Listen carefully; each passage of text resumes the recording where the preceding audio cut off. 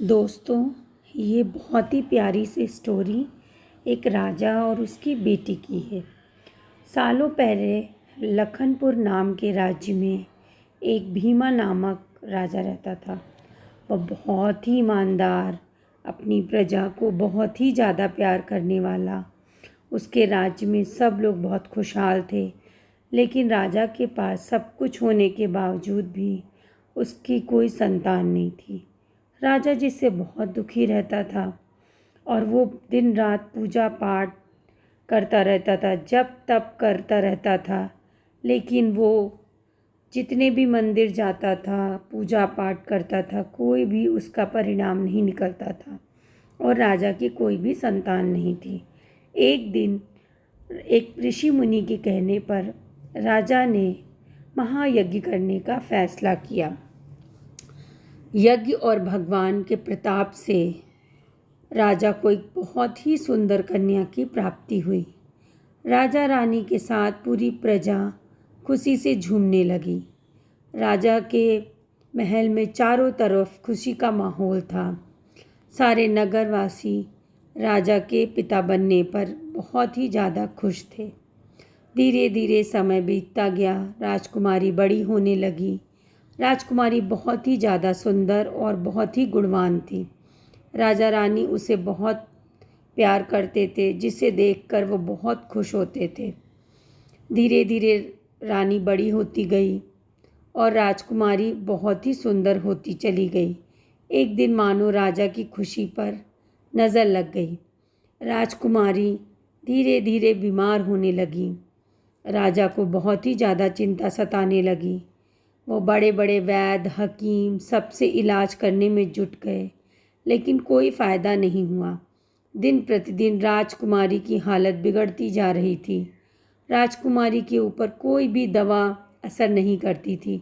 राजा को लगने लगा वह एक बार फिर से कहीं निसंतान न हो जाए। जो कुछ भी कोई भी बताता था, राजा उसको वो चीज़ ज़रूर राजकुमारी के ऊपर करते थे। एक दिन दूर के देश से एक वैद्य राजा के महल में पहुंचा। देखने में बहुत गरीब सा था, बहुत अजीब सा लग रहा था। उसको ठीक तरीके से कपड़े भी नहीं पहने थे, जिस वजह से राजा के महल में जाने से सैनिकों ने उसे रोक लिया। वैद्य ने एक बार राजा से मिलने की बहुत गुजारिश की और कहा कि मैं आपकी राजकुमारी को ठीक कर सकता हूँ, लेकिन उनकी बात का किसी पे यकीन नहीं था। सैनिक उस वैद्य को राजा के पास लेकर गए। वैद्य ने सबसे पहले राजा को अपना परिचय दिया और कहा कि मैं आपकी बेटी को ठीक कर सकता हूँ। राजा उसकी बात सुनकर प्रसन्न हुए, लेकिन उसका रहन सहन देखकर राजा उस पर यकीन नहीं कर रहे थे कि ये तो बहुत ही गरीब दिख रहा है। उधर राजकुमारी की तबीयत दिन पर दिन खराब होती जा रही थी, इसलिए राजा को किसी वैद्य पर यकीन भी नहीं कर पा रहे थे। लेकिन उस वैद्य का आत्मविश्वास देखकर राजा ने उसे एक बार मौका ज़रूर दिया और बोलने लगे, चलो मैं राजी हो गया हूँ। राजा ने वैद्य को बोला कि ठीक है, अगर राजकुमारी ठीक नहीं हुई तो तुम अंजाम भुगतने के लिए तैयार रहना। इस पर वैद्य ने बोला कि ठीक है, मैं अंजाम भुगतने के लिए तैयार हूँ, लेकिन अगर राजकुमारी ठीक हो गई तो क्या आप मुझे इसके बदले में क्या देंगे। राजा खुद उस वैद्य को लेकर राजकुमारी के पास गया और बोला, अगर मेरी राजकुमारी ठीक हो जाती है वैद्य जी, तो आप जो मांगोगे वो मैं दूंगा। वैद्य राजी हो गया। राजकुमारी को देखकर राजकुमारी बिस्तर पर लेटी हुई थी। ऐसे लग रहा था कि उसका शरीर बिल्कुल भी हिलडुल नहीं रहा है। चेहरा उसका पीला पड़ गया था। वैद्य राजकुमारी के पास पहुंचा और नब्ज़ टटोलने लगा। फिर उसने थैले से धीरे धीरे जड़ी बूटियां निकाली और अपनी दवाई तैयार करना चालू कर दिया और धीरे धीरे राजकुमारी के मुंह में वो दवाई डाल दी। वैद्य ने राजा और रानी से बोला, आपकी बेटी देखिएगा धीरे धीरे ठीक हो जाएगी। वैद्य की बात सुनकर राजा रानी के मन में बेटी के ठीक होने की उम्मीद की किरण जाग उठी। ऐसे ही इलाज करते करते 2 महीने बीत गए। धीरे धीरे राजकुमारी की हालत में सुधार होने लगा। उसके चेहरे की चमक धीरे धीरे लौटने लगी। राजा रानी के चेहरे की खुशी भी झलकने लगी। एक दिन वैद्य ने राजा से कहा, महाराज, अब राजकुमारी ठीक हो गई है। ये महीने की आखिरी पुड़िया मैं बनाकर दे रहा हूँ और इसे आप राजकुमारी को देते रहना।